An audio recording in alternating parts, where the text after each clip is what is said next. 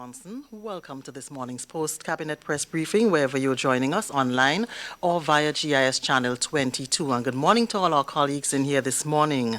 I am sitting in for Press Secretary Ms. Philomena Robertson, and we're continuing our discussions on COVID-19. So with us today, the Honorable Minister for Health, Nicholas Steele. He is to my immediate left, and to his left, Dr. George Mitchell, former Chief Medical Officer. He is now the COVID-19 Response Coordinator. And as I mentioned, we're continuing our discussions on COVID-19, what the government is doing to ensure that Grenadians remain safe in the face of the virus. And we also have Ms. Ashel Charles from the School for the Deaf, of course, communicating to the hearing impaired community. So I hand over now to the Honorable Nicholas Steele. Thank you very much, and good morning to you all. Let me start by clarifying or making the most important announcement right now, or development overnight, is our increased travel restrictions. We have placed travel restrictions on individuals who would have a travel history in the last 14 days to Italy, Germany, Iran, South Korea, and China. This will continue until further notice, and we are looking at other countries as well, possibly before the end of the day, that we would add one additional country. But this is a fluid situation, and we keep monitoring it. That would mean that Grenadian citizens and residents of Grenada who have a travel history from any of these countries, if they return back to Grenada, they would be quarantined for 14 days. And non-citizens and non-residents of Grenada would not be allowed in. Apart from that, we have been doing much of the frontline training and interaction, which I'll have Dr. Mitchell speak to you further on, as well as for him to show you one of the test kits so that you know they are here. It's regrettable, but we do have to go the extra distance to actually physically show you, because I do understand that some people have been doubting that they are physically here. So Dr. Mitchell will also show you that and describe to you the process of being tested if, God forbid, any of us needed to be. So having said that, I'll pass it over to Dr. Mitchell, and then we can take questions and further comments. Thank you. Good morning to you all, wherever you are. Good morning to the media. And I must say thank you for your positive coverage over the last press briefing that we had. And I am confident that with the partnership that we're building, that the responsibility of ensuring that we inform our populace in terms of the facts as they present themselves is going to continue. As of the last press briefing that we had, I enunciated our 5 strategic lines of engagement, and we've been using that to ensure that we strengthen, that we ramp up our preparations as we go forward. And I'm happy to say that we are really now fertilizing, strengthening those areas. And I have been out speaking to groups that are interested in ensuring that we do have the appropriate plans laid out, and those who we consider to be our frontline staff and workers, and that has gone extremely well thus far. I've had the opportunity to personally speak with the folks at Port Authority. We had an extremely exciting meeting last week. I think it was Thursday, where over 35 to 40 participants were present. It was extremely engaging, and I can see that we are actually building the confidence and consensus among these workers, because we're able to clarify a number of areas where there were uncertainties.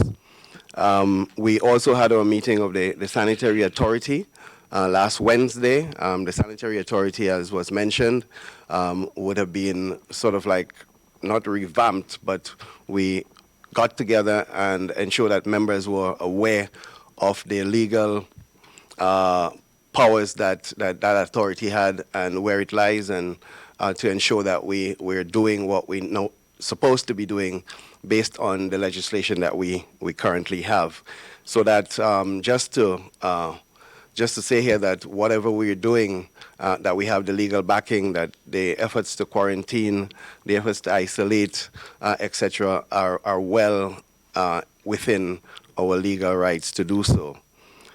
I had a nice meeting as well. The team, more so, had a nice meeting at the Morris Bishop International Airport.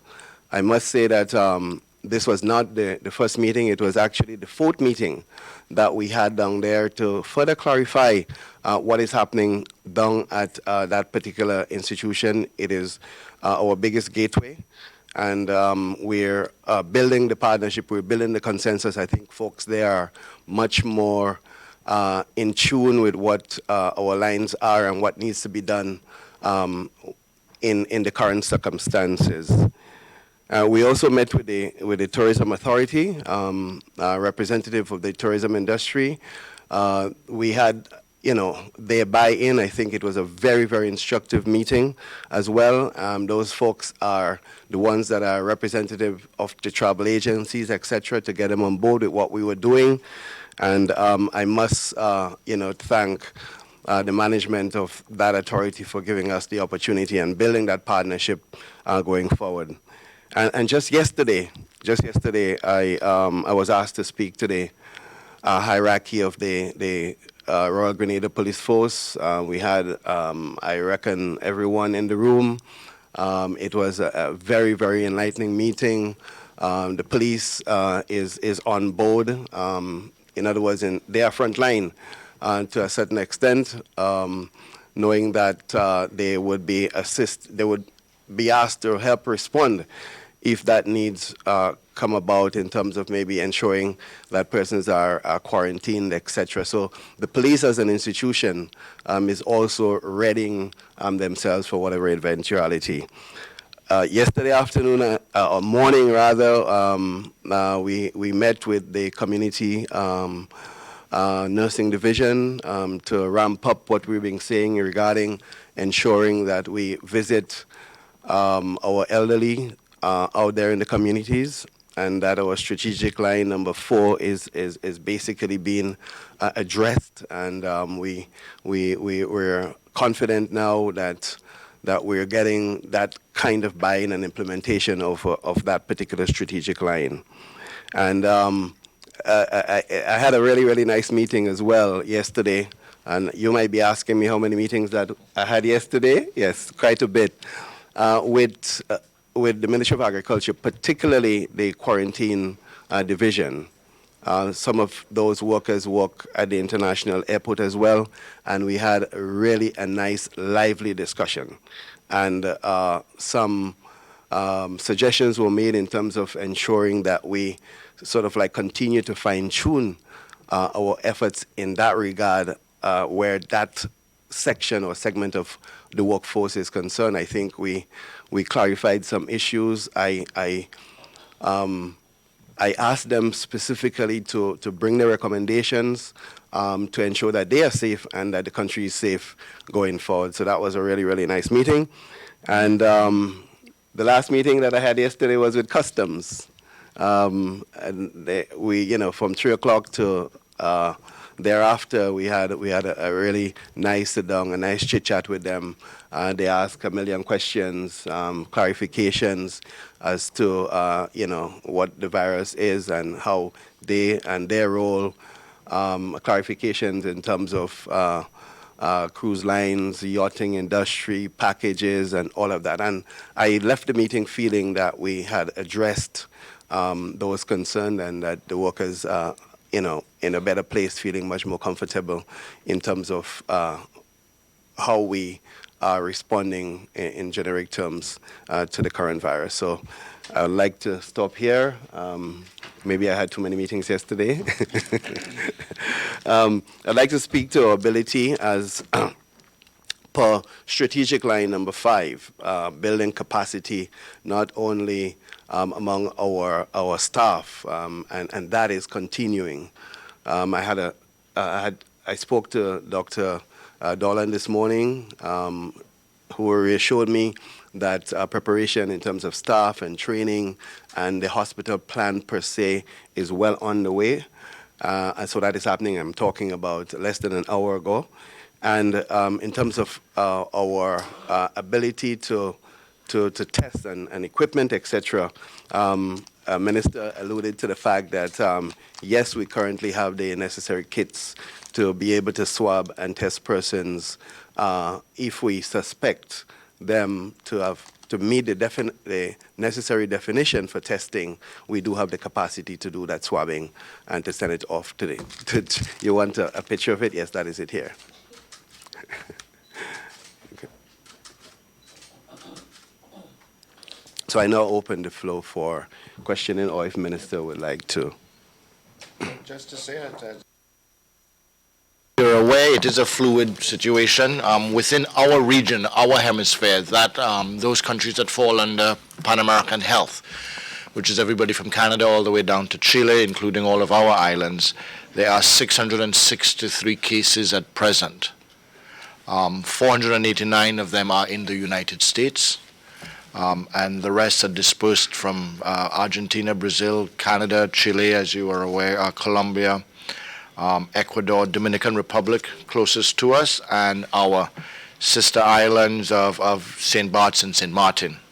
Both have cases. Those cases, as far as we are aware, are imported cases.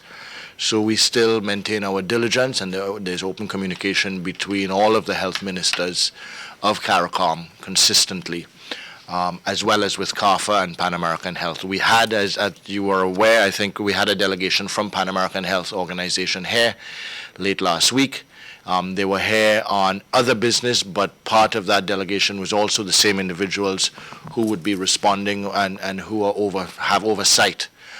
So we had them look at our facilities as well and discuss some of our protocols just for reinforcement. And they made comments, I think, for themselves independently. Thank you. Thank you very much, Minister and Dr. George Mitchell. The floor is now open for questions. Please identify yourselves and your media house and proceed to ask your questions.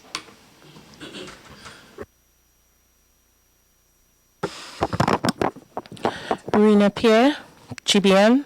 My first question, Minister Steele, could you give me an update as it relates to the meeting that was supposed to happen between your team and the Grenada Trade Union Council? And also, where are we now as it relates to the Cuban nurses coming to Grenada? The ministry did meet with the Trade Union Council. Permanent Secretary met with a delegation. The reports back from the meeting or minutes of the meeting were quite positive in terms of the Trade Union Council stands ready to interact and participate in our preparations. From our standpoint, we were very pleased from the reports I got that I am very pleased that the Trade Union Council was willing to assist in providing trainers that we can train so that they can disseminate information as quickly as possible to the rest of their membership. That line of communication will remain open so that we can be sensitive to any of the concerns that we may have not thought about, any of the concerns from their members. So we welcomed it. I welcomed it last week, and as far as I'm concerned, it continues to go well. With respect to the nurses from Cuba, we have communicated to the Cuban government through the embassy here about our request for nurses. We've given them the specific nurses that we are looking for, and we await their response in terms of when they would arrive.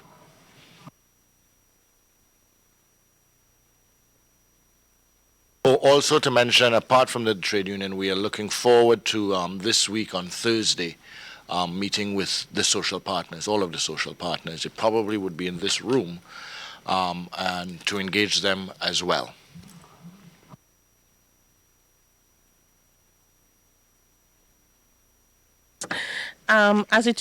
This month, we're recognizing nurses and midwives, or this year. So I'm wondering, where are we at as it relates to our midwife situation, and as it relates to training with new midwives, or as it relates to, just developing their art as it relates to that? Well, The year is International Year of Nursing. If you look at our Facebook page too, you can see that we recognize them. They are our frontline workers in this COVID response as well, as the web that holds our health system together. So the ministry intends to play a very active role within our limitations in the celebration. In fact, Grenada will be hosting a major conference of nurses later on in the year. I believe it is September or October. So we're looking forward to active participation in that. We did have a meeting with the Nursing Association already to discuss that and some of the other issues. And with respect to the training, we are looking forward to starting training, midwifery training very shortly. And as you know, we announced that we would be also starting nursing assistant training as well. And from the midwifery, let me stop and welcome our Prime Minister.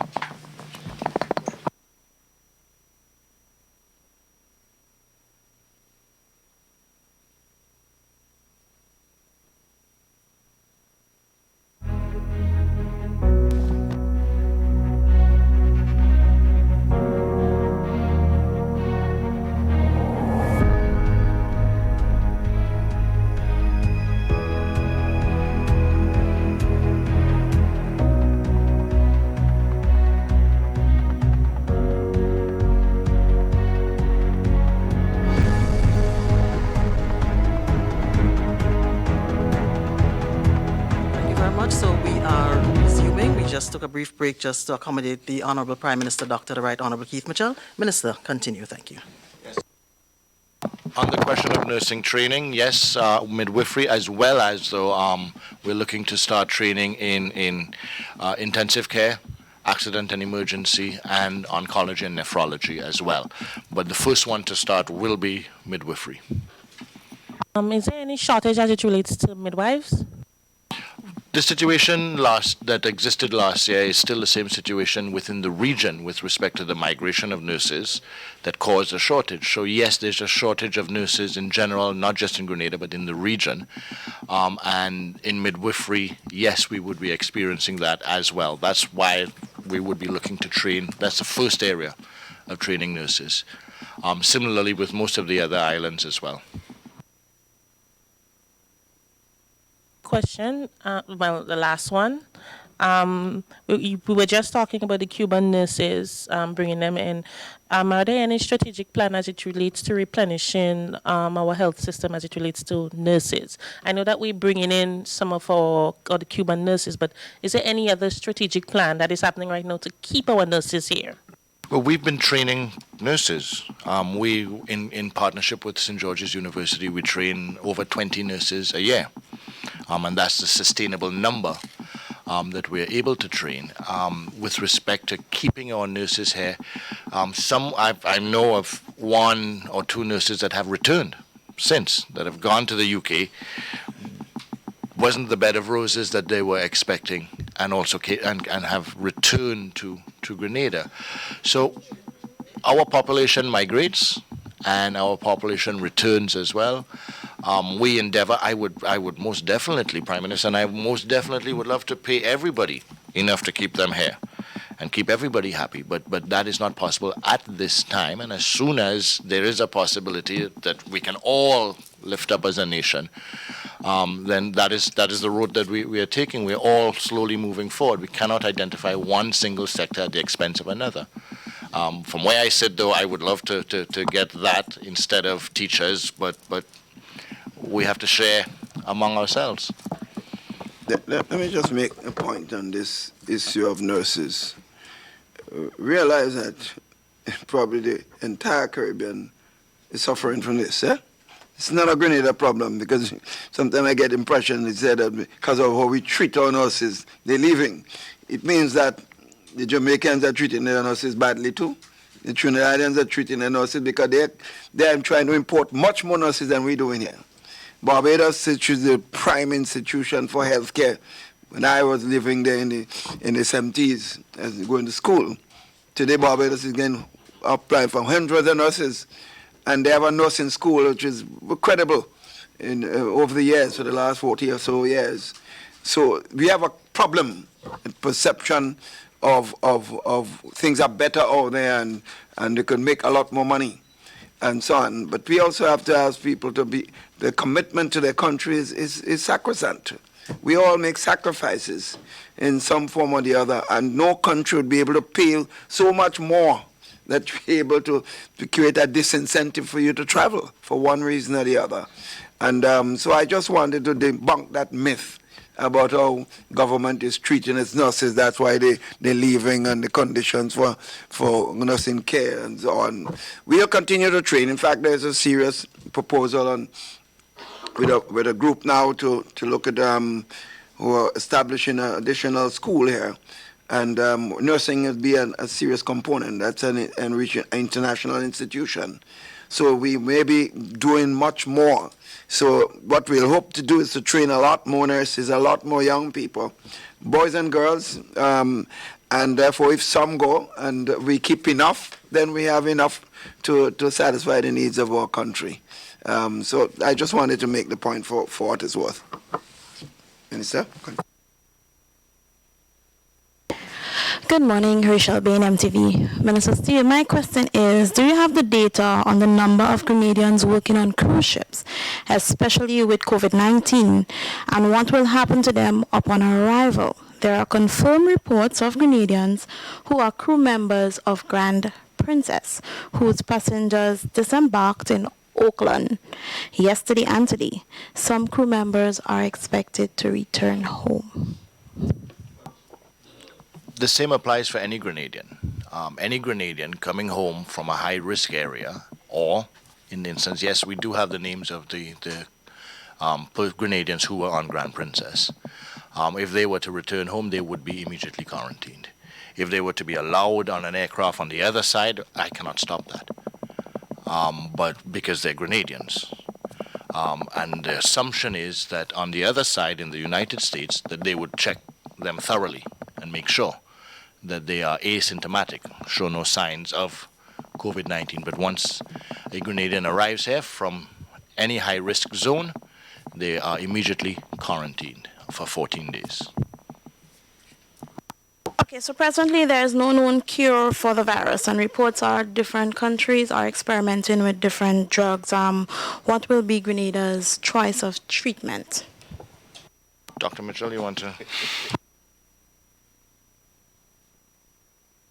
Yes, thank you so much. Yes, you're absolutely correct in saying that there is no treatment per se, and that there is no cure.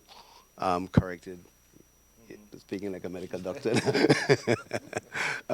for the virus, but the strategy is basically to support, to ensure that persons are experiencing the best possible health, and to ensure that we have all the supportive mechanisms to assist with the treatment of those cases. So yes, you're correct. There is no known cure for it. We are watching the developments in the places where those experiments are being conducted, and we will basically seek to advantage ourselves with those when the time comes.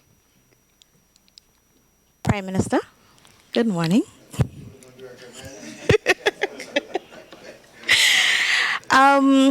Well, we're speaking money now, right? So, will self-quarantine be treated as a sick leave, and will government allocate money to the NIS to assist specifically with COVID-19 cases?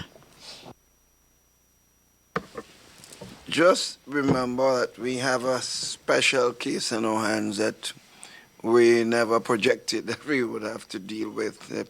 This is an issue of COVID-19 is engulfing all aspects of government, finance, and every single area.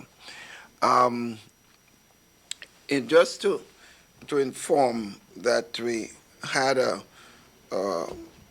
heads of government virtual meeting on Sunday, and all the country's leaders who were present. We had about 9 to 10 of, I think 10 of us, yes. And they're all talking about the seriousness of the problem that they face and the financial problems that are involved in meeting the challenges, because there's so many things that you have to do that requires resources. And it was brought to attention that the international communities was taking initiative. The IMF, for example, and the World Bank.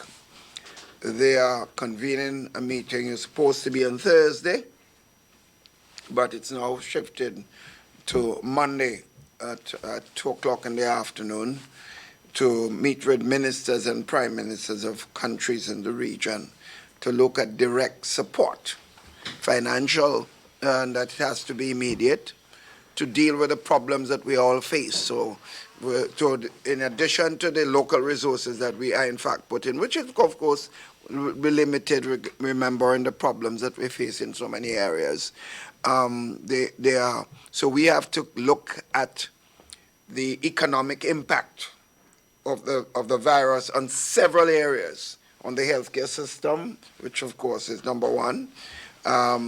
Also, the question of the hotel sector, and we have to look at the cruise ship area, for example, is another key area, because by not accepting certain ships, you are in fact affecting the livelihood of a lot of ordinary folks, the vendors outside there who make a living 6 months a year, 5 months a year, you know, with the peak of the period when they expected to, they would have bought up a lot of stuff and expecting to make $1 to take care of the family. Now the ships have to, some of them are being turned back or making decisions not to come to certain ports. It's affecting them, so we have to deal with that. We can't get away from the fact that we have several other areas that we have to do. The social area might involve much more direct support for several sectors of the society. We do not want, the plan is not to send home workers at this time. So it means that if you're not sending home workers and people are making less money, it means that we'll have to subsidize several workplaces, whether it's hotels, whether it's the retail sector in the country. All these are going to be looked at. So we had this morning a meeting with some key players already, looking at preparing briefs for that meeting on Monday for me, and of course, and whoever I choose to bring into that meeting to deal with the problems. So we will have sufficient resources, but I cannot tell you all will come from the local coppers. But everything else is secondary. Let's face it, life and death. We have to protect our people, we have to protect ourselves, so we have to invest in all aspects of protection for this country as a whole. One of the things that we have continuously want to remind everybody, this is a national issue, and it involves everybody.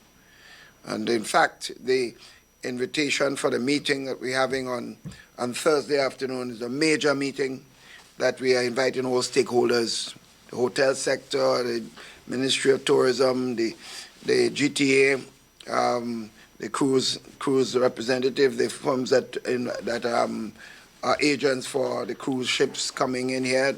The Port Authority would be represented. The Hotel Association, right, that sector would be represented also. You also want to have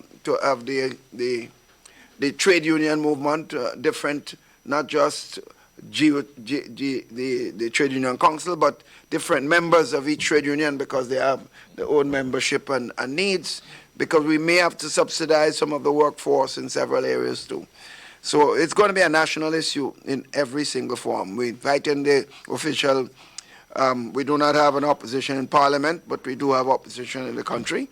And you consider the National Democratic Congress as the leading opposition force in the country. So we will be inviting them and any other party who is interested, because this is a national issue that affects every single body. So it must not be seen as any one political organization should be involved. In the area of food security too, Ministry of Agriculture, the farming community would also be invited. So we're inviting every single major stakeholder in the country to that meeting on Thursday.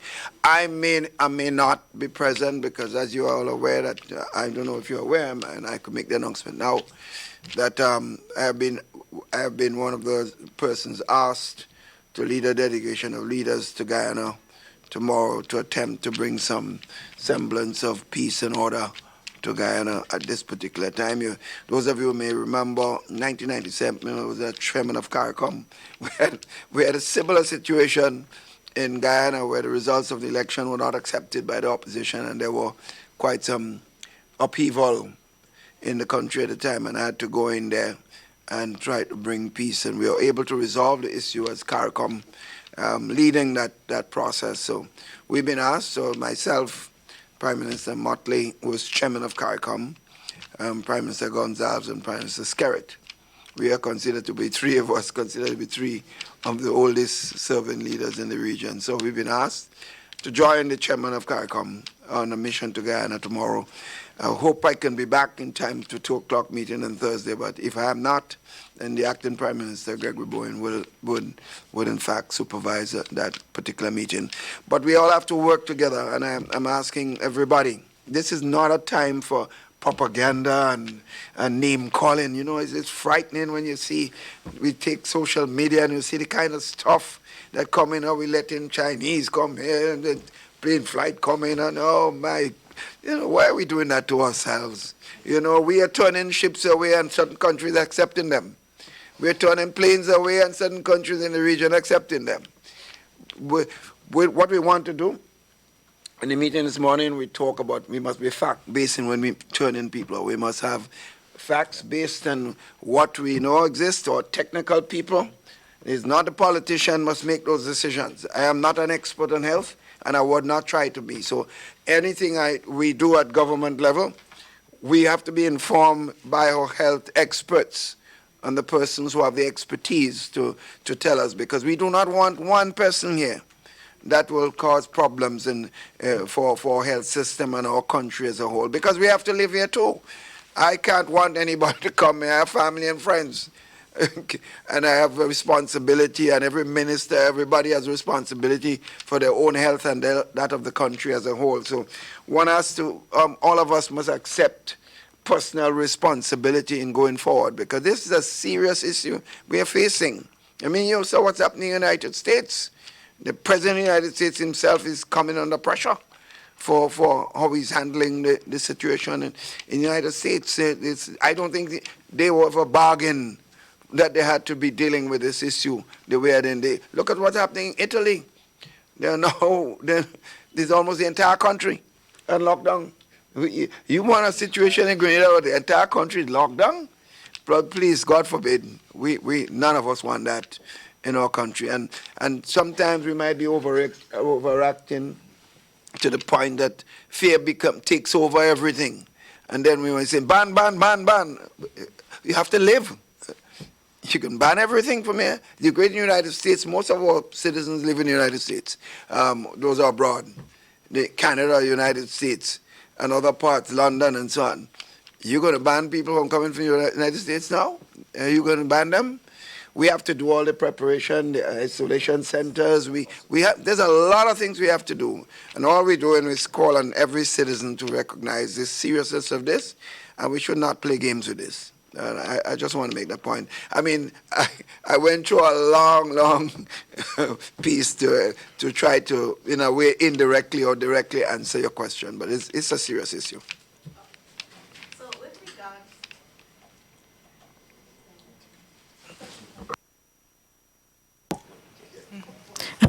Sorry. Minister Steele, self-quarantine, will it be treated as a sick leave?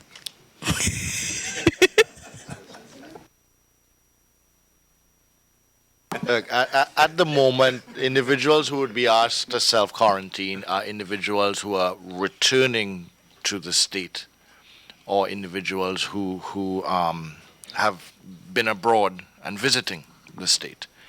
To be honest, I'm not sure on that. This is a new thing, and I don't think the NIS catered for quarantine or self-quarantine, and so we have to take it case by case. I think individuals will have to take it case by case. I feel strongly enough that if we are telling Grenadians, as we did today, don't travel to certain countries, and they do, and when you come back, you are put under quarantine, then the question has to be asked, why should the state and the taxpayer take that burden? If the individual knew and went. But also there are instances where it's essential or necessary for that individual to have traveled, or that individual may have been there and trying to return home, like our citizens who are working on cruise ships. And they're coming home, so we'll be quarantining them when they come home. And I've found so far the Grenadians that have been asked to be placed under quarantine have been most cooperative and understanding. Those few students who came from China to Grenada that we asked to quarantine, most willing and never asked that question at all. Because they're very understanding that this is something that we're all in this together. And none of us should be looking at trying to benefit from it. So that question, I hope, doesn't come up forcefully that we have to. The Ministry of Health and the government has made sure that where necessary, we provide food for the individuals in quarantine. And some individuals in quarantine have not requested food every day or so. They've said they can fend for themselves as well because they understand. So I'm hoping that everybody adopts that same policy and principle, that this is something that we have to be a team in, and we cannot look to plunder one area or one sector or so, but we all must make sure that yes, there will be a cost, quite likely, but that we can all survive this and get through this. And just to make the point on the NIS issue, the NIS representatives will be at the meeting on Thursday afternoon. Because the NS has a role, they would have, but I don't think they ever were prepared to dealing with this at a financial level. But they would have to make some contribution to the workforce if, and God forbids, that we do have to take more drastic actions in terms of people not going to work and at the same time having to be supported. So hopefully we won't see a lot of that, but you never know. This is not a normal situation that we're facing. Pleasant. Good morning, everyone. Nisha Paul, the New Today newspaper. My question has to deal with the test. How many have we acquired, and how will they be? What's the process? I think Mr. Mitchell had to give a little explanation or a demonstration. Well, let me answer that for Dr. Mitchell, because I have the most up-to-date numbers. We have currently 25 of these tests on island. That is what is prescribed by Pan American Health, because it is a protocol to follow. So if we suspected somebody of having COVID-19, we would test them with this swab. It's inserted in the nose. This test tube is sent down to CARFA. We have two protocols set in place for that as well. If it is where we think there is community contact with that person and we need to know immediately, we have arrangements with RSS aircraft to come collect the test and bring it immediately to CARFA.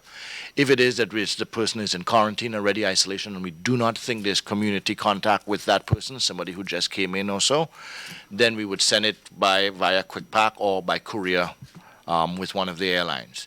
Within 4 hours of receiving it, CARFA will give us the results.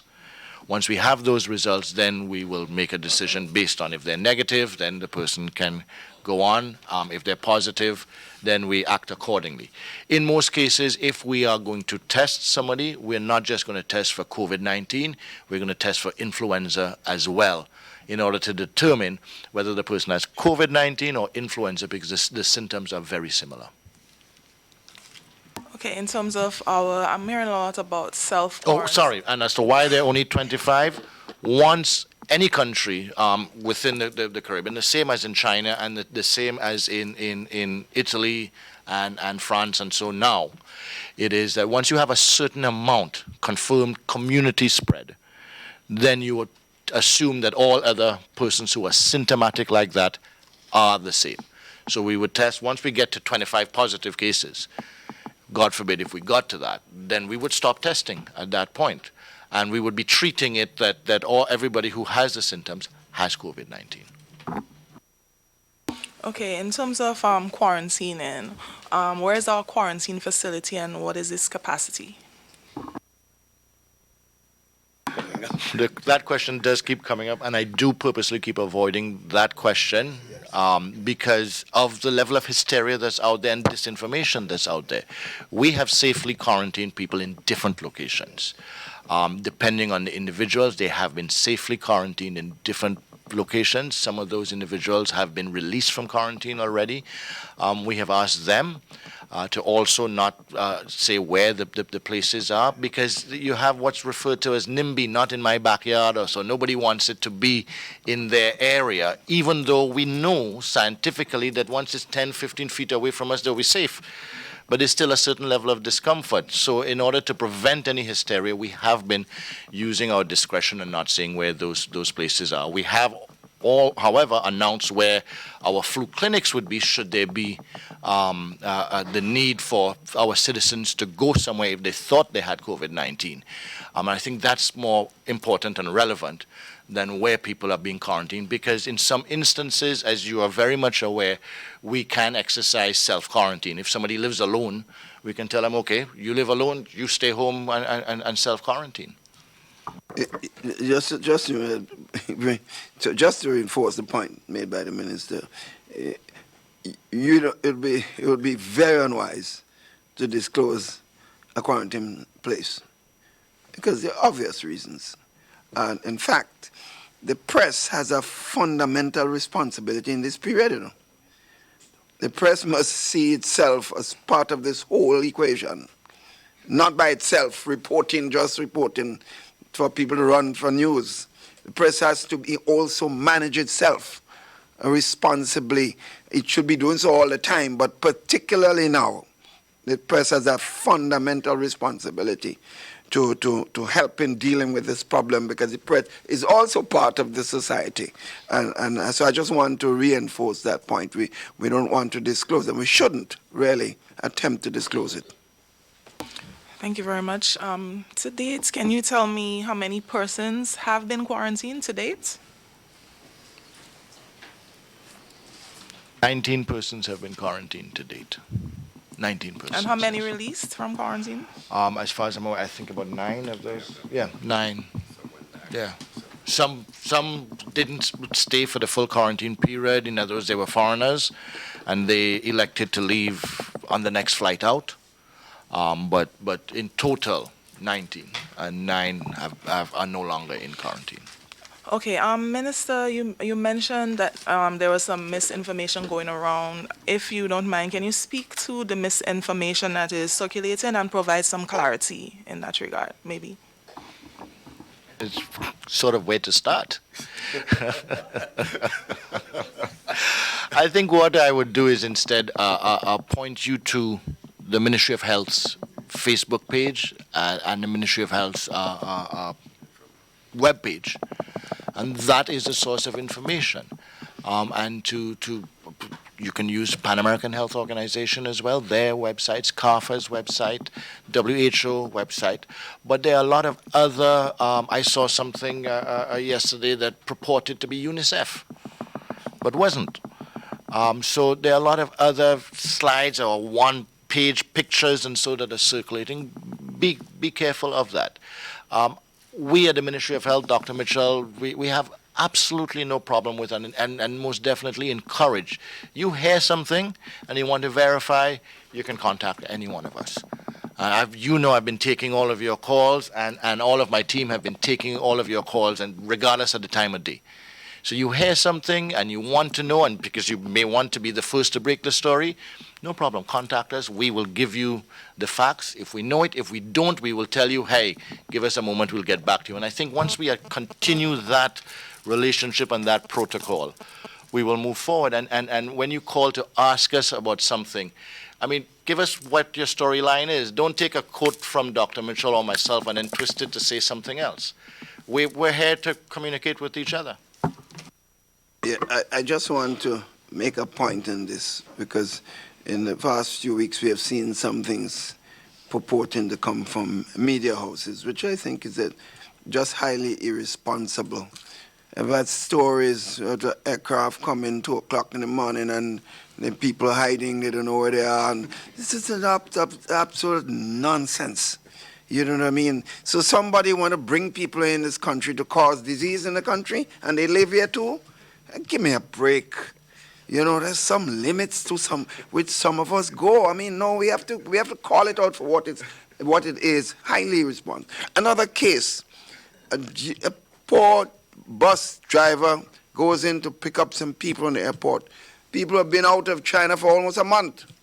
But it was reported that a man, and they named the bus driver, that picked up these people with virus. So you know what happens? People don't want to travel on the man bus. This is horrendous.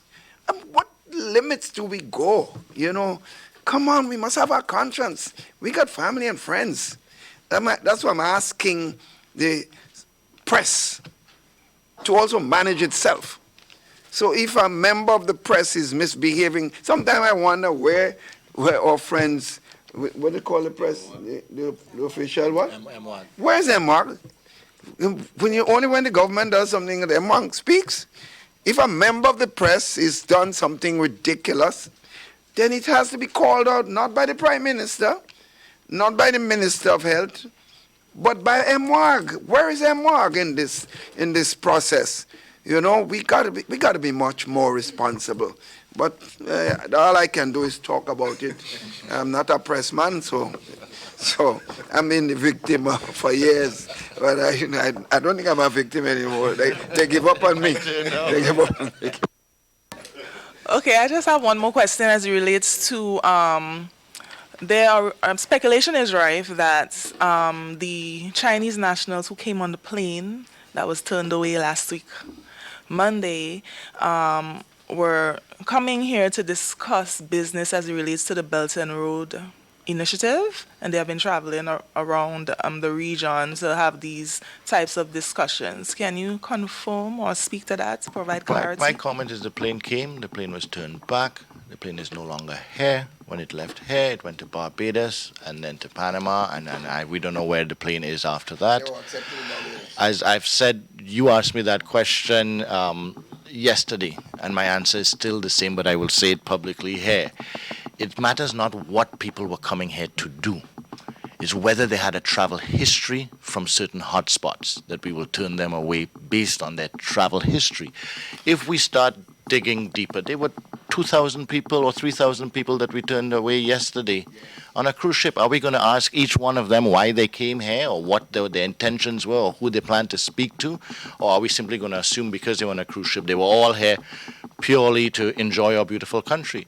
If we turned away individuals which we have that came in on American Airlines or came in on British Airways and put them in quarantine, do we ask them why?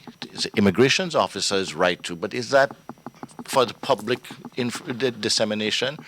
Or is it more important that based on their travel history, they were quarantined or they were turned away? And I still stick with that. It matters not, and I didn't ask, and I am not going to ask what you're coming here for. It's where you've been. All right. Akeisha Felix, GVN. Hold on. That's not Corona. All right. Okay, so you would have mentioned some of the countries the travel ban is actually imposed on. So you listed Italy, Germany, I think, and a few others. Would you say these countries, the tourists, normally frequent Grenada more as opposed to other countries that have, other cases? What is the strategy used by the government to select some of the countries that are actually chosen to, to have the ban imposed on? The strategy is based on where we see widespread community transmission. Widespread community transmission and in our opinion, where it's not under control. So that, for us, presents a risk to our citizens. So Italy, Germany, and I can be frank, we have already discussed with Foreign Affairs for them to, and it's figures-based.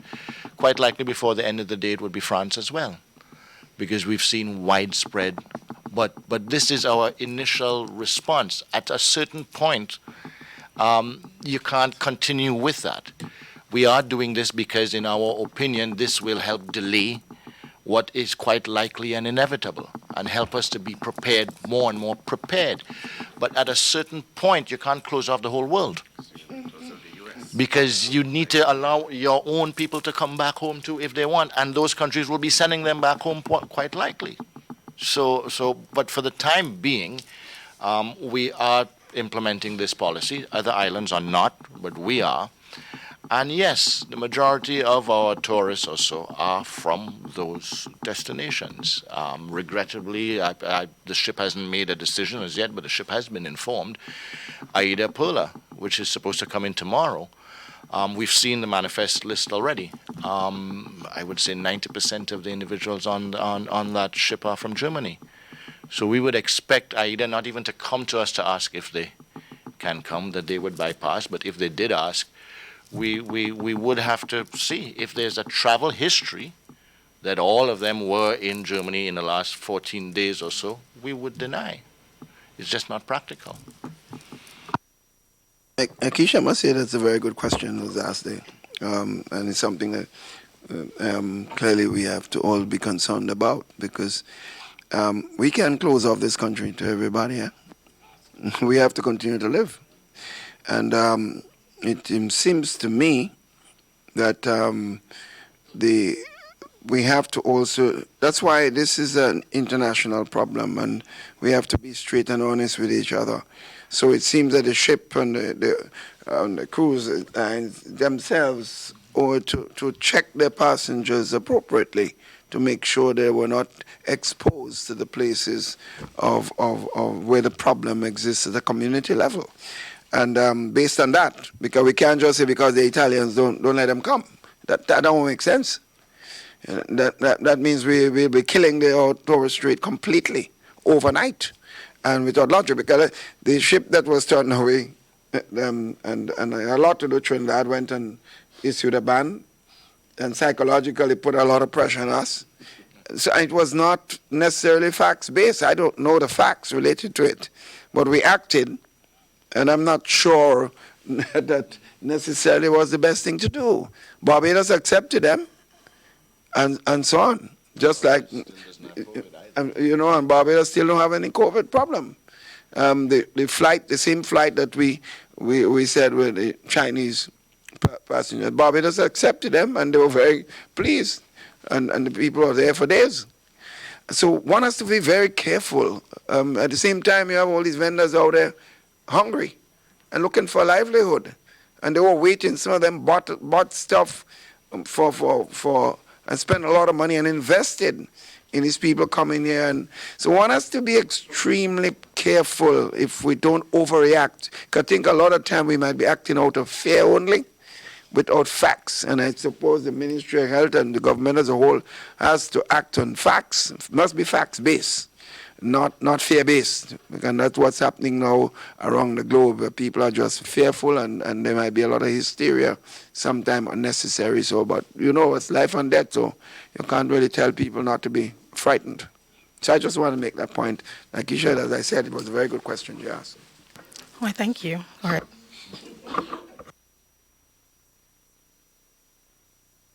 In light of the postponement of the Grenada Invitational, we know it was only a month away basically, and Carnival, it's a few months down the line. So what sort of development you have regarding Carnival and COVID-19? It is my sincere hope that by then it will not be an issue, that we can celebrate our Carnival. We have to take this day by day, week by week, and we'll make determinations in August or in July or in June when we get to June, July, and August. For now, we're making decisions for March, and so too, I think most of the world. This is a new thing. Then, two parts of it: the possible pandemic, and also the information overload from it, so that we are able to think through many things, those kind of the good questions and all of the questions that are being asked. But I think it's too early to talk about Carnival. Let us be optimistic, not just here in Grenada, but for the world, that the healthcare professionals worldwide would have had this under control by August. Minister Steele, how soon will we be able to test for COVID-19 ourselves? I know we spoke about buying equipment before. The equipment has been ordered, as I've said. I actually asked yesterday and this morning again if I can get an update, expecting that question as to what day the equipment would be here. I still don't have that. I'm assuming that it is 10 days away from today because I haven't been, at minimum, 10 days from today because I don't have a confirmation that it's physically shipped. So within a 10-day window from today, but trust me, as soon as we have that, we will release that on the Ministry of Health Facebook page and website. We have 25 kits. How would it be distributed? The kits are going to be used when necessary. Now, the protocol, if once there is a doctor or healthcare professional anywhere in Grenada or at our ports or so, that will be handled immediately by Dr. Mitchell. As to whether he would do it himself or not, he can answer the question in terms of the protocol once we have the need to use one of these test kits. The team at the ministry, who is, of course, headed by Dr. Francis Martin, the CMO, will basically distribute on demand, making sure, though, that the cases fit the definition for testing. In other words, we're not going to just go wildly just like testing folks. We have to fit that particular definition to be tested, especially in the first rounds, because, as you know, the hysteria that we're trying to quell, can push folks to say, okay, yes, I have the cold, I want to get tested now. And you have not been anywhere, you have not been in contact with persons who have COVID, you have not traveled to one of the countries where you have community transmission. So we're managing that, and I think the process is as smooth as we can possibly get it. Hello. Minister Steele, last briefing you spoke of ventilators, right? And as you know, the virus attacked the respiratory system. Where are we with that? And also with regards to the oxygen tank, is it operating at its full capacity? Additional ventilators, portable ventilators, as well as the full-fledged ICU ventilators have been ordered and are on their way here. With respect to the oxygen plant, new oxygen plant has been ordered as well. But in the interim, we gave instructions, and I have confirmation from the hospital director that we have tripled up on the amount of oxygen that we would have at the hospital at any one time. So we've increased that threefold to make sure that we are able to fend for ourselves, so to speak, between now and when the oxygen plant arrives. But that oxygen plant, I would think, would be a couple months between arrival and between now when we're speaking and installation. So between now and then, we would have to be relying on the current oxygen plant's capacity as well as the oxygen that we purchase. Okay. Given the fact that there is no cure, right, no scientific cure as yet for COVID-19, right? Let's say, God forbid, someone is tested and they're positive for COVID-19. I understand that you're saying the person would be quarantined and so, but if this individual has COVID-19, let's say if I have it, what happens to me after I find out that I have it? All right, so let's distinguish very carefully between the terminologies that are being used. Quarantine and isolation are two different terminologies. Quarantine is for persons who are coming from areas where we have active transmission. It does not mean that that person has been in contact or has symptoms or is sick. And we've been doing this very efficiently from since the outbreak started and we started our response. Isolation is a different term. Isolation is for obviously persons who have been in those areas and are coming down with respiratory symptoms and have a strong suspicion that they do have COVID-19. And that is a suspected case. That person is isolated, and we have isolation facilities that we are improving on as we speak until the issue of confirmation. Because don't forget, you can be suspected, but it does not mean that you have COVID-19. Remember, the symptomologies are extremely similar. I mean, it's a respiratory tract infection characterized by cough, wheezing, runny nose, and in most severe cases, shortness of breath, etc. So that and let me add here that as far as we're concerned, as far as we've been told, as far as the data is coming out, the vast majority of persons who have COVID-19 do not go on to express severe illness. So that you may have COVID-19, let's say that you're tested, but it doesn't mean that you need that kind of service or hospitalization that we are extremely fearful about. The persons who will need that are persons who, as we continue to say, and as the data is being showing, are immunocompromised or have some other issue and have progressed to reach that level that needs support, respiratory support. And that's what we are trying to prepare for as we speak. And Minister alluded to the fact that we have ordered additional ventilators and other supportive mechanisms to be able to adequately treat these persons. So yes, you are isolated, and depends on the severity of your case that needs medical support. That is what we bring to bear. I think a best comparison is, for instance, Zika. Although Zika is our most recent and is spread by a vector and is not like the COVID, but many people got it. Some people got it very severe, and some people very minor. And then there were those few cases that needed hospitalization, that led to Guillain-Barré complications, etc. And so you're going to have that variation.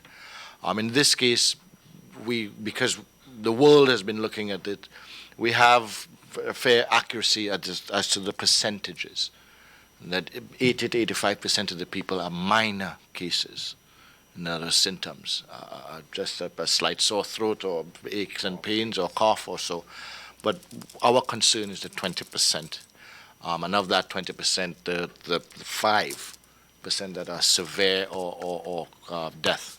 And that's what we're focusing on with those numbers and doing the extrapolation, that if it were widespread release. Because remember, even in the countries like Italy or Germany and so now, and even China, it still is a percentage of their population that got it. So a small percentage. I mean, the numbers to us are astounding when you hear 100,000, or you have for China 80,000 in China. But that's 80,000 in 1.5 billion. So it's a small percentage. We are assuming and expecting, with the preparation, with the education, sensitizing of our public too, that God forbid, if and when it were to arrive in Grenada, it would be a small percentage of our population that would get it, if there were community spread from it. But we have to prepare for the worst case scenario as well, and that's what we're doing from the ministry standpoint. Minister, I have 3 more questions. Okay. We'll ease the rules for COVID. With regards to COVID-19, has this virus pushed the ministry to strengthen its capacity?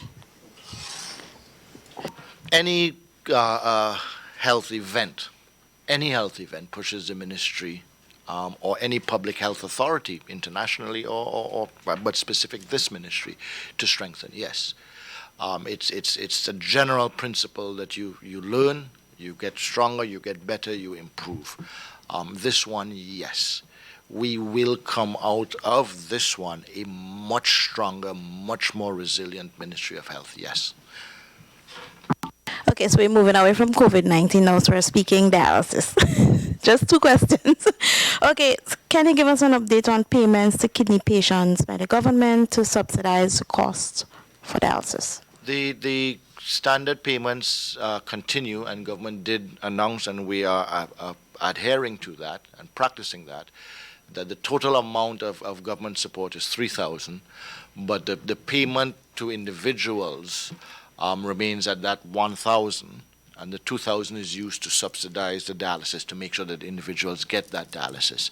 Whether it is between now and the next couple of weeks until we have our own dialysis system set up, whether it is making sure that the supplies are paid for and readily available for individuals, and then as we progress, it is to make sure that our dialysis machines and supplies remain available for those who need that support. Some patients are saying that they will no longer be receiving that money. Can you confirm or deny? No, the arrangement right now, as it has always existed, is that the Ministry of Health or the Government of Grenada gives, through the Kidney Foundation, 1,000 EC dollars to those who qualify for that financial support. Earlier this year, we changed the government support for those who qualify for it to $3,000 to ensure. But the government still gives the Kidney Foundation that $1,000 for those who qualify. The additional $2,000 that we put is the Ministry of Health making sure that the supply and the dialysis is available for the individual. Because remember, these individuals who qualify financially, they also need to have regular tests, they also need to have restrictive diets, etc. And so that's what that 1,000 goes for.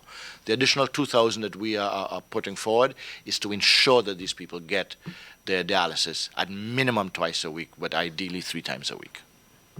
I know I say I had 3 more, but one more. The measures that were implemented to monitor and conduct surveillance, are they permanent? Surveillance on, you mean, for instance, with COVID? Yeah, those measures have been in place since 2015 in terms of the thermal scanners at the airport.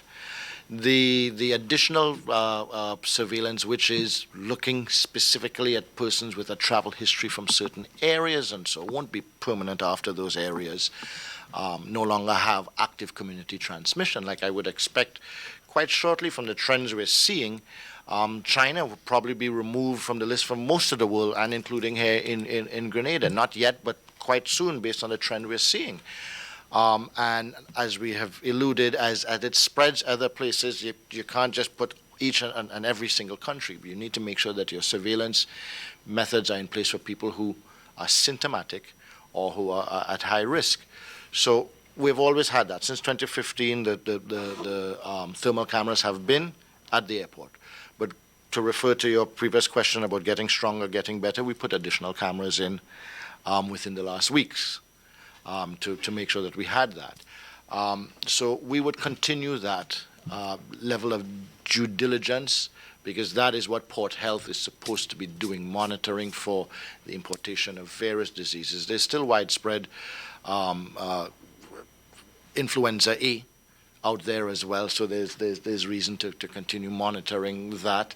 Every now and then there's an H1N1 scare, or bird flu or others. So yeah, we will continue to monitor. But I think with this, the definitely in Grenada, we're going to be stronger and have better capabilities from experience, one, and from additional equipment. Minister, may I add here, and I am speaking as ex-CMO here, and not particularly a COVID coordinator or, currently working at the ministry. But what I know is that we will come out in general, and I think public health in general will come out much stronger at the end of this.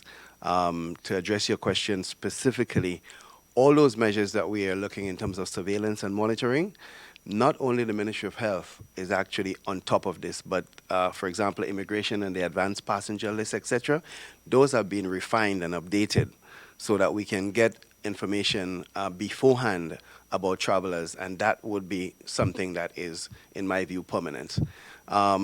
The association with the cruise ship industry, that has been strengthened. I think we have a better working relationship with them now.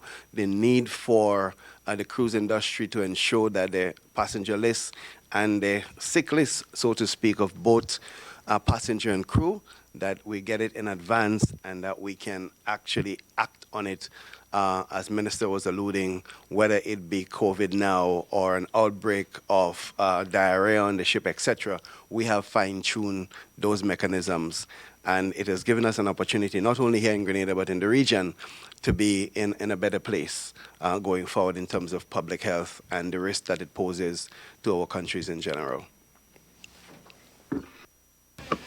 All right. Thank you very much. I think we have exhausted all our questions. I have a request of you, members of the media. Readily available on our Facebook and website are the various PSA posters, videos, etc. I am looking forward. I am saying and assuming that we don't have to officially write the media houses and ask them to put them out. I think the media houses should grab the initiative, pull down some of the officially certified PSAs, whether they are for print or for television, and to pass them out. I think they should be on any and all of your newspapers, at least 2 or 3 pages with it, and for those television and radio, at least once an hour, to be playing some of the PSAs. But I leave that up to the media houses to decide how active they're going to get involved. But we will be officially requesting that you give us a certain amount of airtime and print time for this, what is most definitely, we'll all agree, in the national interest to educate the public and pass information on. Thank you, Minister. Dr. Mitchell, are there any final words you would like to add as well? No, we continue to fine-tune our plans and preparations, and the partnership issue here is of utmost importance. We're speaking to it. We want not only the media but everyone to come on board. This is a national issue, as you know, both the Prime Minister and Minister Steele mentioned, and I'm really looking forward to working and coordinating all the efforts going forward in regards to the response to COVID-19. Thank you. Thank you to the Honorable Minister Nicholas Steele and to Dr. George Mitchell, COVID-19 Response Coordinator. And thank you to all of you colleagues for coming, and of course all of those of you who are viewing via GIS Television Channel 22 and as well as online. We do thank you so much. And of course, as was mentioned, let us just all be as responsible as we can in ensuring that we disseminate the correct information and do not unnecessarily spread fear and panic in the country, because it does nothing for any one of us. So thank you, each and every one of you. Have a great day.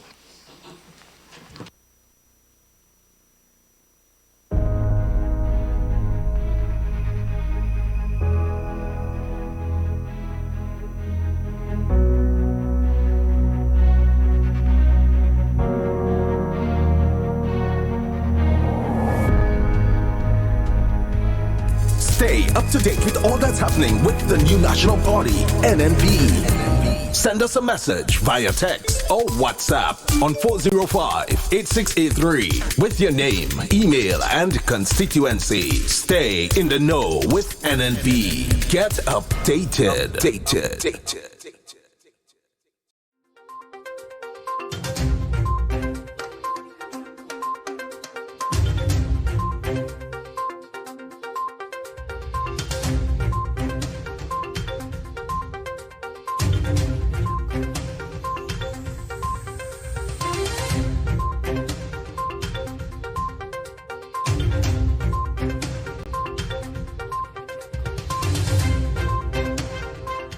Grenada partnering with Caribbean CBI members to keep out fraud and corruption.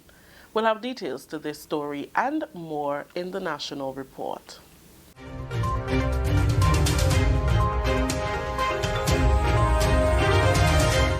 With the details to the news for Monday, March 9th, 2020, I am Rikisha St. Louis. Grenada is networking with Caribbean citizenship by investment programs to avoid investors involved in fraud and corruption. CEO of the Grenada CBI unit, Percival Clouden, says the country is in constant communication with the 4 other CBI countries, namely Antigua and Barbuda, Dominica, St. Kitts, and St. Lucia. He says this partnership allows Grenada and others to be alerted when an application or investor has been deemed corrupt. That way, none of the CBI countries will fall prey to fraudulent activities. We are all trying to work together. There is a unit that includes the heads of the units, and we meet at least once a year. The objective is to meet more than once a year, but for this year we have met already.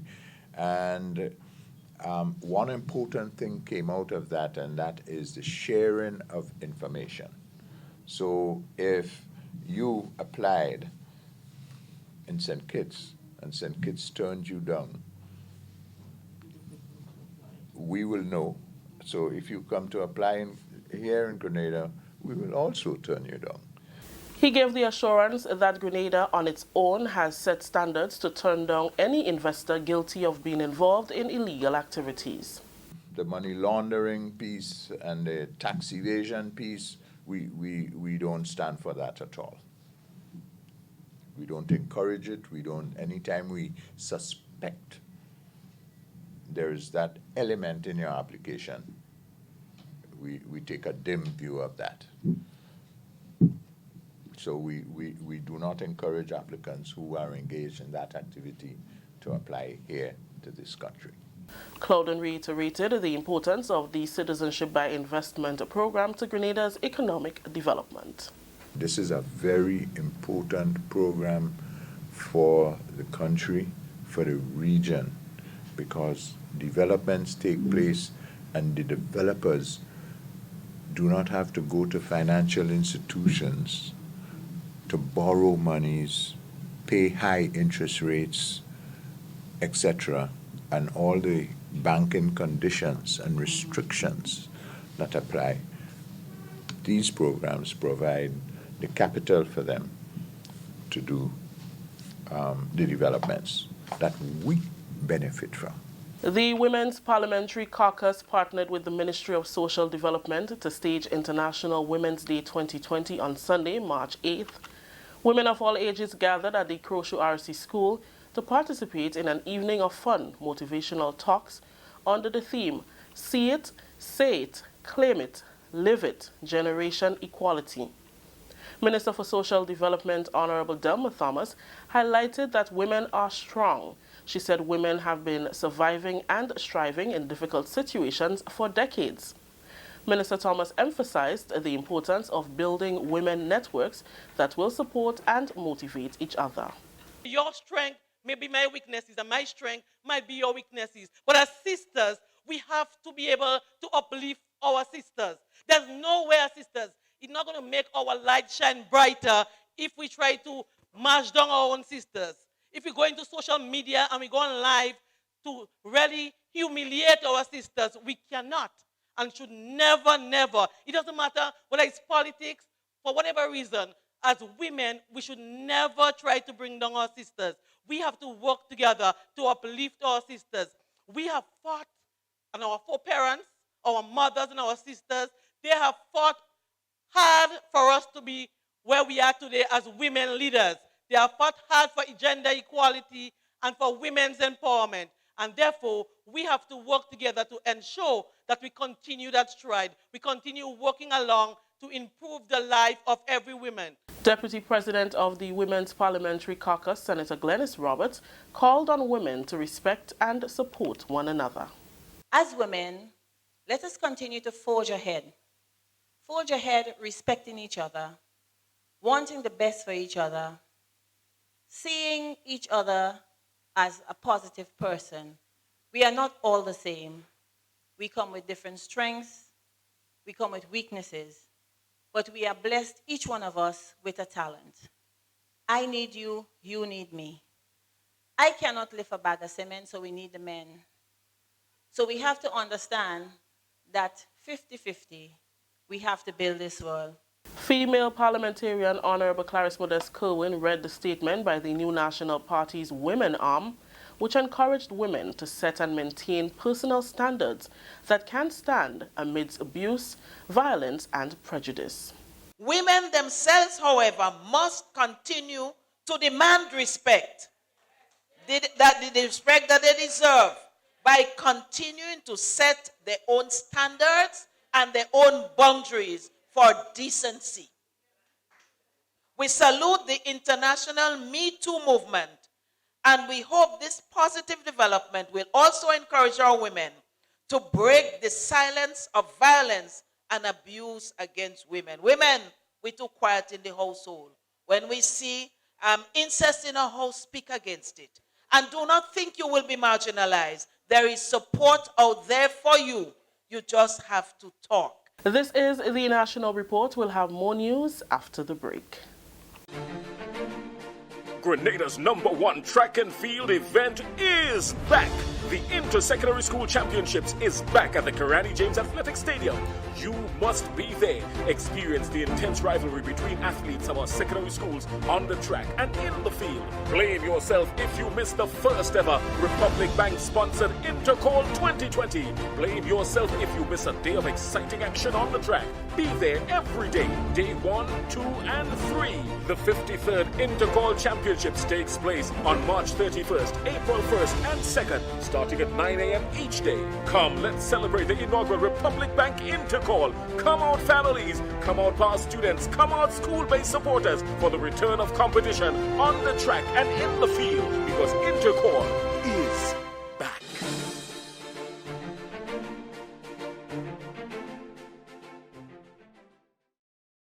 Continuing with the news, scores attended the 25th annual Grensafe Food and Drink Festival at the Grenada Trade Center on Saturday.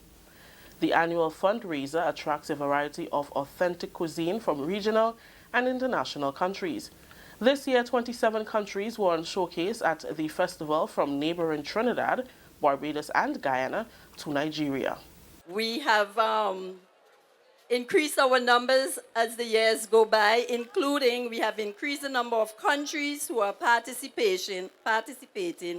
And today I just want to say a special thank you to Cuba, China, Guyana, who is here every year, of course, Jamaica, the United Kingdom, Canada, Italy, Mexico, Trinidad and Tobago, Nigeria, India, St. Vincent, and of course, Grenada, Carriacou, and Petit Martinique. That was President of Grensafe, Dr. Wendy Crawford Daniel. GIS visited a few of the booths to highlight the foods on display. They each highlighted the importance of the festival. I think it's impeccably important because a lot of persons come to Grenada and they only experience the tourism side of it. They come, they try foods that they can get back home. And so this allows a lot of people to come in and they get to taste Caribbean cuisine and to get a real feel of the culture, the different cultures you can find right here in Grenada, actually. I think it is very important to everybody. It is important for me also because I think it is for a worthy cause, and we are going there and help them, so we are doing our best. Like me personally, it's first time I've seen some of the foods here, and they smell really good. So, you know, I'm going about just now eating some. We feel actually great because in Grenada you cannot just stick to your local stuff. You have to explore, so give people different foods to taste and the different cuisines and stuff. Here are some highlights of the 2020 Food and Drink Festival.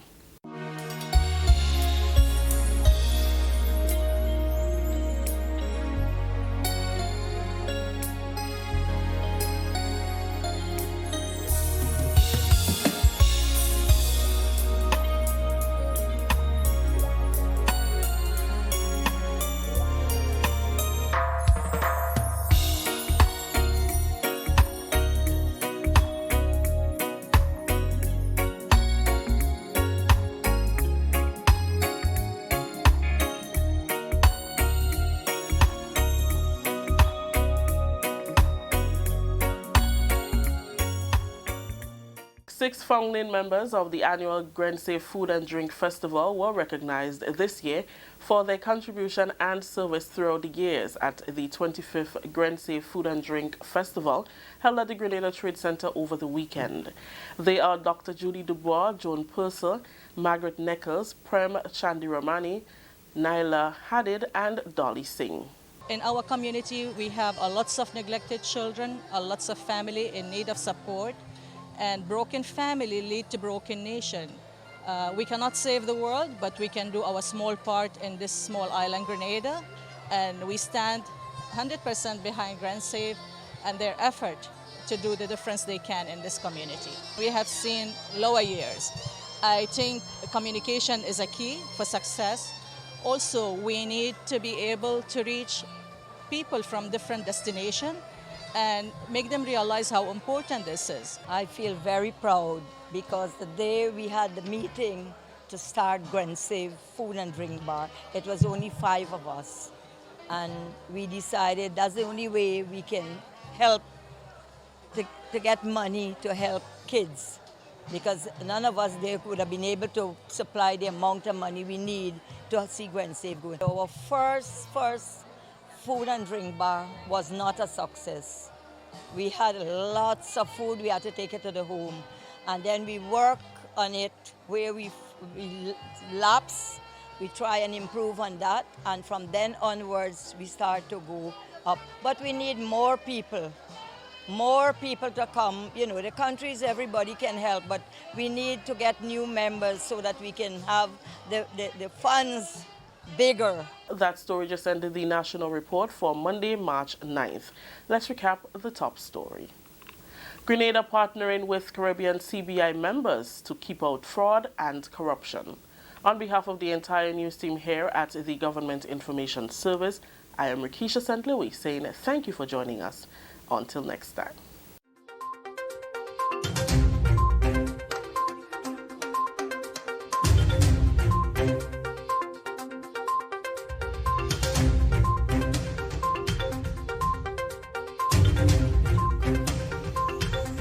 COVID-19 spreads from person to person through the droplets that are produced when someone coughs or sneezes, which makes it easy to spread between people in close contact. Now let's get prepared to stay healthy. To reduce your chance of catching or spreading COVID-19, practice these simple everyday preventative measures. Droplets can also land on surfaces, so ensure that you wash your hands frequently for a minimum of 20 seconds or sing the happy birthday song twice. Avoid touching your face, especially your eyes, nose, and mouth. If soap and water are not readily available, use an alcohol-based hand sanitizer with an alcohol content between 60 and 90%. 70% is ideal. When you cough or sneeze, cover your nose and mouth with a flexed elbow or a tissue. Dispose of the tissue immediately and then wash your hands. If you notice someone has a fever and cough or other symptoms of respiratory illness, avoid close contact when possible. Let's all do our part to ensure that each and every Grenadian remains healthy. Our health is our collective responsibility.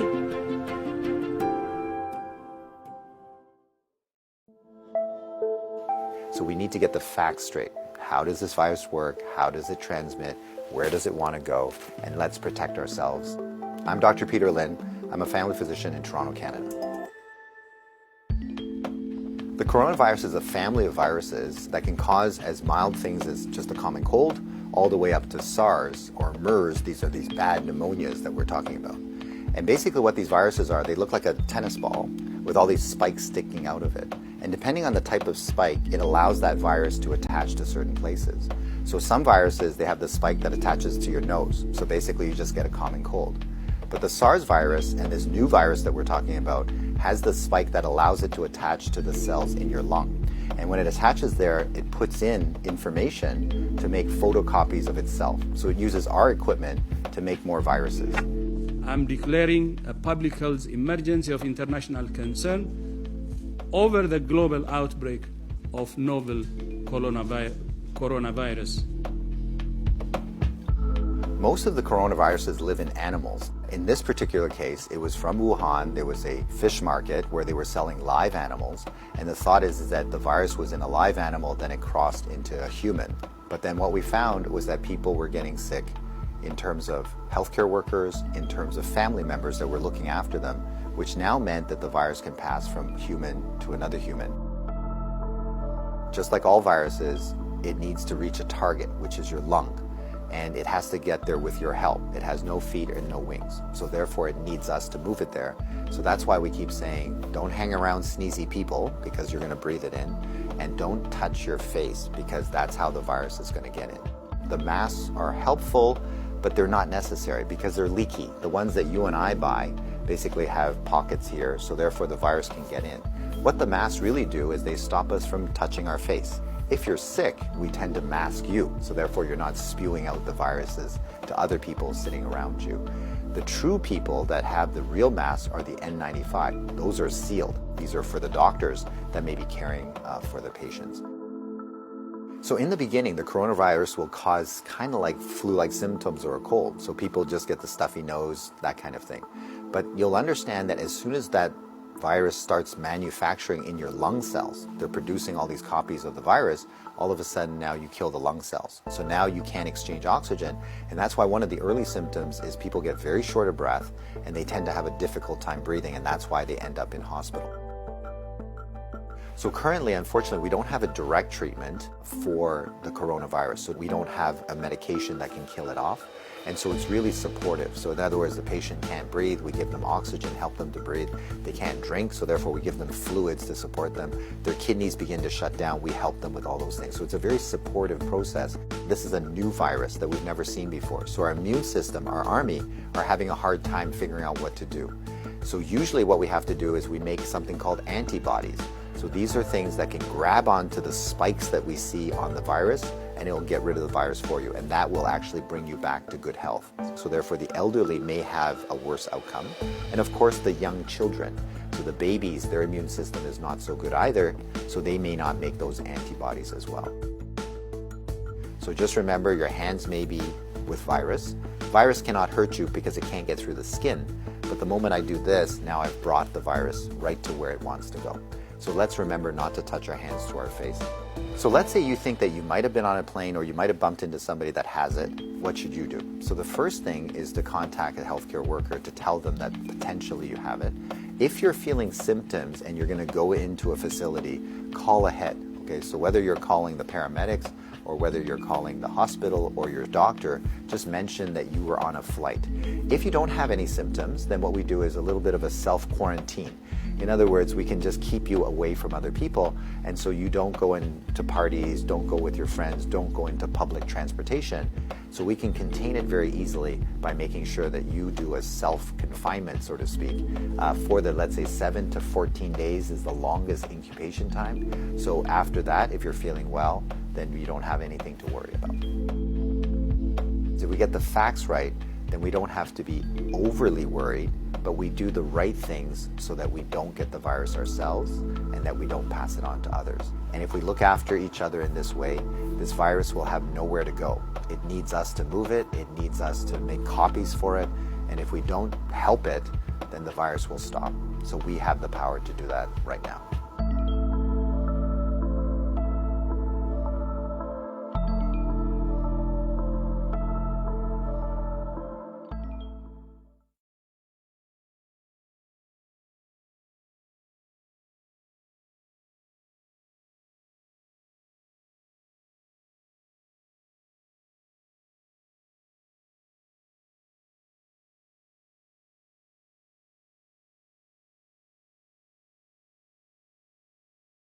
The government of Grenada is making good on its commitment to reconstruct the Simone Cultural Center in St. Andrew. With Phase 1 complete that saw the demolition of the existing pavilion, work is now far advanced on Phase 2 of the project, which scope of works includes fencing of the perimeter at a contracted cost of $200,000. Our State of Affairs team accompanied Honorable Kate Lewis, Member of Parliament for the constituency of St. Andrew North East, on a tour of the project. The reconstruction of the facility, she says, is important not only for her constituents, but the entire country, as major cultural events were held at the venue prior to its destruction by the passage of Hurricane Ivan on September 7, 2004. Minister Lewis outlined the scope of works already undertaken and highlighted the fact that already a number of young men from the area have gained employment from Phase 1 and 2 of the project. And what we are seeing here is actually the second phase of the Simon Cultural Center project. Last year we did the first phase, which was the demolition of the old structure. So in the second phase, the fencing of the grounds for the cultural center. It is important that we fence before we start the construction because we need to protect the materials and everything else that will be there. So what you are seeing happening now is the preparation for the actual fencing. So you'll see some of the holes been dug and the poles been planted or so. But this is the second phase. So far, the contract has already been signed and the work is taking place. The contractor is on scene with some of the workers here. We expect to have, throughout the whole project, over 20-30 persons involved on a rotation basis employed in the fencing phase of this project. The estimated cost of this project is almost $200,000. We had budgeted over $300,000, but based on the work that has to be done, it's over $200,000. Due to the number of years that the site has been left unattended, community members have used it for their personal interest. One such interest is that of a mechanic. While this is so, Minister Lewis says dialogue has already been had with the individual, who has since given the commitment to remove the derelict vehicles from the site well in advance of Phase 3 of the project. Yes, because the area seemed to be abandoned for quite some time, we have a mechanic set up here where he usually would do his mechanic work. But what has happened, we have already spoken to him. He's cooperating very well and has planned and is prepared to move the vehicles as soon as we are ready. The Simon Cultural Center will be upgraded from what it was initially to a more modern facility with a number of added amenities. The Simon Cultural Center will mean a lot for us in the community of Paradise and Simon. We have seen, myself growing up in this community, the economic benefits that the Cultural Center brought to the residents of this area, being able to generate an income with the amount of shows, the cultural activities that would normally take place here. So I know everybody is happy, even at the national level, because it signifies, the interest and the importance of culture to us as a people. And I'm happy that, we are well on the way to bring back our Simon Cultural Center. We are going to be doing a modern structure, a climate smart building, catering for the needs of everyone. Of course, we want to maintain the traditional aspect of it, where we had the pavilion setting. We're going to have that again. We will have downstairs a pavilion, office spaces where we can have skills training for our young people within the surrounding areas. Well, the intention of this project is to bring back the the Melody Papitet semi-finals back to Simon, where it really belongs. Everybody used to look forward to that Sunday, that Carnival Sunday, where you had the Melody Papitet semi-finals, and I myself looked forward to it then, and will be doing so now. Phase 2 of the project has been contracted out to Kurt Rennie.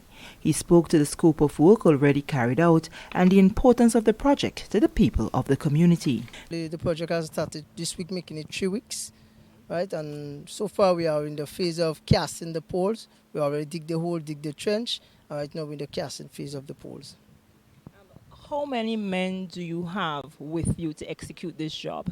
At present we'll be working on rotation, We'll try to do it in phase. So in this phase we have at least 8 men. And the next phase after, which is pulling up the fence, we'll hire a different set. So in all, it might come up to about 40 workers. The perimeter is 1,700 feet, which will be included barbed wire, the casting, the footing, and fencing. So that's basically it. Are you the ones who erecting the gates at the front as well? Basically, no, the project manager, he determines where the gates go, and we establish it. I'm also seeing some excavation on the sides for the roadway and so. Basically, the roadway is to access to the people in the village in the back. So they give them one entrance on this end and then the next one on the end, which is accessible for them. To ensure that residents are not affected in any way by the ongoing construction, 2 access roads have been opened. Usually the residents would pass through the Simon Cultural Center area to get to their homes. But we did not want to disadvantage, and as a result of that, two new roads have been worked on presently, as you can see, so that they can gain access, one at the front and one at the back. So they have 2 roads in which they can use to access their homes. The residents are extremely happy because they know what the Simon Cultural Center could do for them in terms of, the economic benefits they will receive. They are actually excited and cannot wait for the project to really come on stream and be completed. One resident spoke of the importance of the project. I feel good about that. It's good to have the community center in Simon. To build the place, Simon need to develop. You need to have more activities going on in Grenada and more. The draft plan of what the Simon Cultural Center and its environment will look like on completion will be unveiled to the community ahead of commencement of work on Phase 3 of the project. And that's the state of affairs. I am Sherry Noel. Stay up to date with all that's happening with the new national party, NNP. Send us a message via text or WhatsApp on 405-8683 with your name, email, and constituency. Stay in the know with NNP. Get updated. Hope rides on the rays of the sun here. So too does the resilience of the people.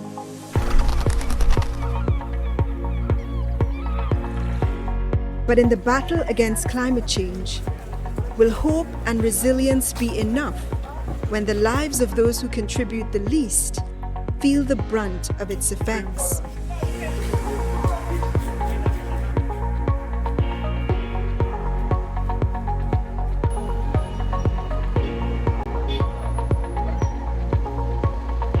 For us here in the Caribbean, climate change and its devastating impacts are our new normal.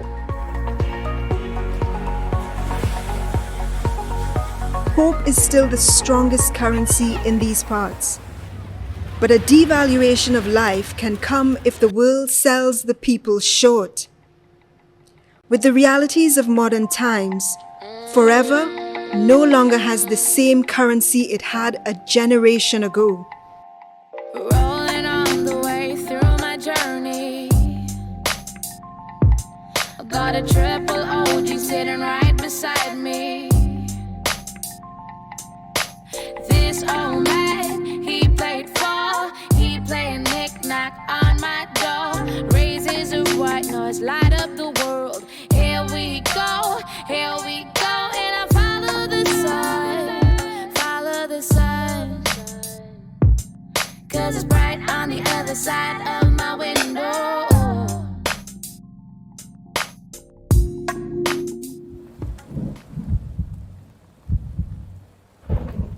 In Grenada, like in many places in the Caribbean, there are continuing concerns about rising temperatures and the increasing frequency of storms. In growing up as a young girl on the Carriacou, the changes, I always tell them the major change started with Hurricane Janet, September. September is a very terrible month for Grenada with hurricanes. Price of progress is always very high. And to me, the whole environmental problem in the Caribbean and in particular in Grenada come with the price of progress. The country was devastated, almost complete devastation in some villages. First of all, every village in Dominica, every street, every cranny, every person in Dominica was impacted by the hurricane.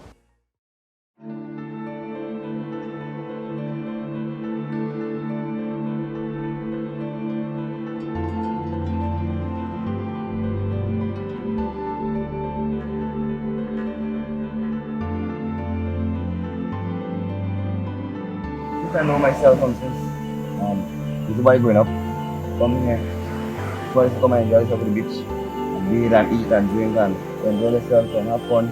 The river never is so much with the sea, but I know the water get rough.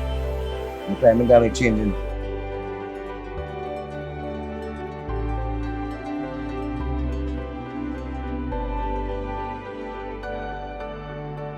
People here have created their own way of life, overcoming great challenges over the centuries.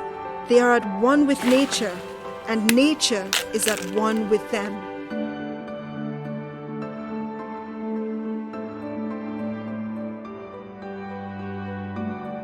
There are farmers who have irrigation systems. There are farmers who are close to rivers, but there are also farmers who depend solely on rainwater, our rainwater harvesting to grow their plants. And I can tell you over the last year or so, and a lot of farmers have not been able to reach their targets in terms of production.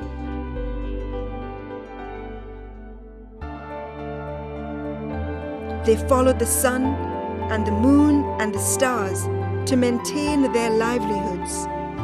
Their culture has evolved dependent on the environment, their lives intertwined with its well-being.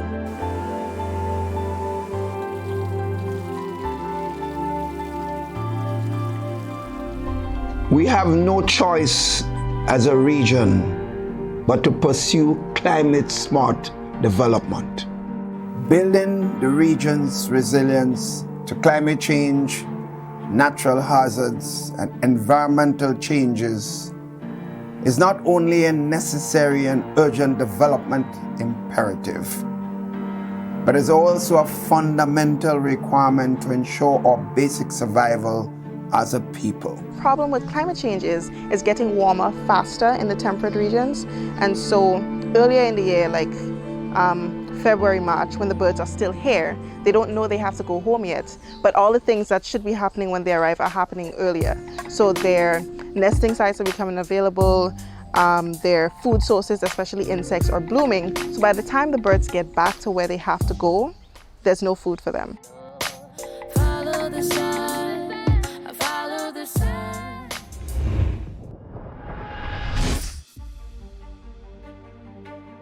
Water fuels life here. Above as below, without adaptation, much is at stake. Maybe the lives here can be the hope and the light the world needs to make a change before it's too late.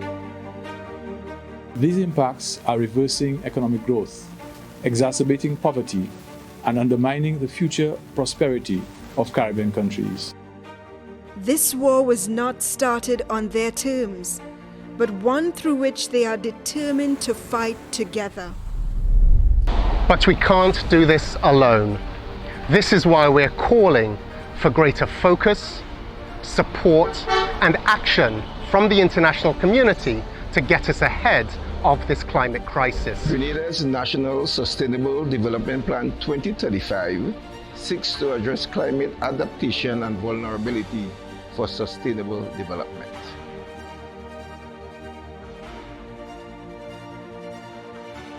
Being on the front line in the war against climate change, Caribbean countries are pushed into action and are finding ways to overcome the challenges.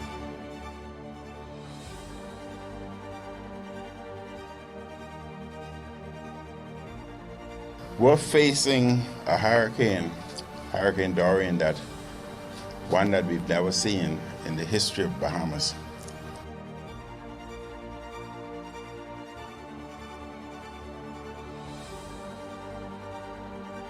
I just want to say that as a physician, I've been trained to withstand many things, but never anything like this. We preserve, we protect, and we promote. Adaptation done right safeguards our economies and builds a better future for us all. The choice is clear. Delay and pay, or plan and prosper.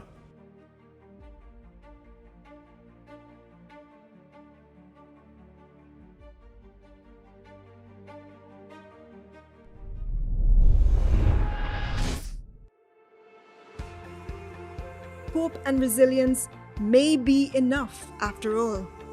Governments, communities, and businesses are working together in this changing reality to adapt and build a stronger Caribbean as the world's first climate-smart zone.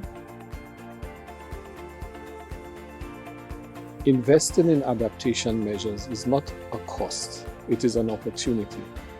It is an opportunity to realign our lifestyles and our economies to respect that delicate balance that maintains life on Earth.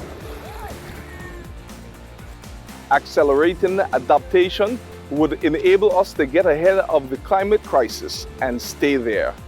In Grenada, they're embarking on a bold plan to build the first climate-smart city in the Caribbean. If carbon emissions are not capped, if the sea levels and temperatures continue to rise, if we do not act now, all hope will be lost. The time for action is now. The choice is clear. The choice is clear. Adapt our world. With fresh investments in people and infrastructure, with development tied to the sustenance of the environment, with strengthening policies and greater awareness, we can accelerate adaptation and save our world. So join us as we adapt our world. The choice is clear. Adapt our world.